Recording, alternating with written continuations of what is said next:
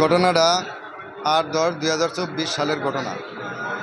আমার নাতিকে অপহরণ করে নিয়ে নুনবি মেরে ফেলায় এবং আমরা মামলা করলে পুলিশের কাছে সে স্বীকারোক্তি দেয় এবং সে নিজে দিয়ে ওই লাশ বাহির করে দেয় এবং কোর্টে স্বীকারোক্তি দেয় যে আমি নিজেই মেরে ফেলেছি।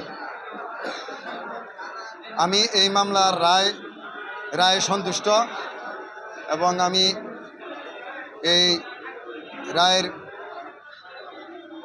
যাতে দ্রুত গতিতে রায়টা কার্যকরী হয় সেই বিষয়ে আমি আকুল আবেদন করছি।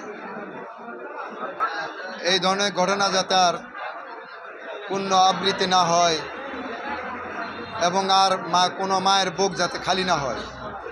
আমার একটি নাতি ছিল, বয়স 5 বছর ছিল, যাতে এই বেদনার কোনো বাবা মার কষ্টের ভাগিদার না হয়। আমার নাম খন্দকার নাসির উদ্দিন,